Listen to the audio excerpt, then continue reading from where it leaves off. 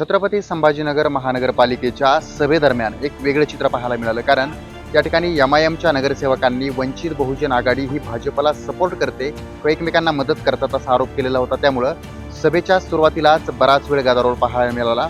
या ठिकाणी दोन नगरसेवक म्हणजेच वंचितचे अफसर खान आणि दुसरे या ठिकाणचे अमित भुईगळ यांनी एमआयएमला चांगलंच फटकारलं. कारण आरोप केले जात असताना तुम्हीच विरोधात जाताय, तुम्हीच जास्त करून पाहिलं तर कुठेतरी तुमच्यावरच आरोप केला जातो की तुम्ही भाजपचे समर्थक आहात किंवा भाजप तुम्हाला मदत करते आणि तुम्ही भाजपला मदत करतात. त्यामुळं एकमेकांवर आरोप प्रत्यारोप केला जात होता. भाजपला कोण मदत करतं, वंचित की एमआयएम, हाच प्रश्न जो होता तो या ठिकाणी एकमेकांवर आरोपाच्या माध्यमातून उपस्थित केला जात होता.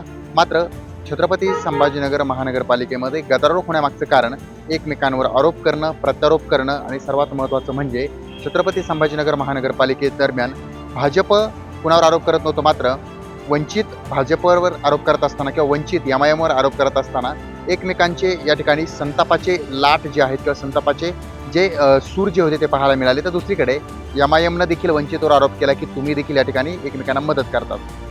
एमआयएम आणि वंचितचं आता या ठिकाणी वातावरण जे आहे किंवा जो वाद आहे तो पाहायला मिळतोय.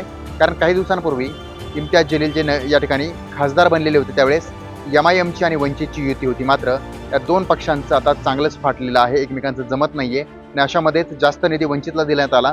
त्यामुळं भाजपच्या जवळचा वंचित आहे असा आरोप जो होता तो एमआयएमनं केलेला होता. सचिन बडे, लोकशाही मराठी, छत्रपती संभाजीनगर.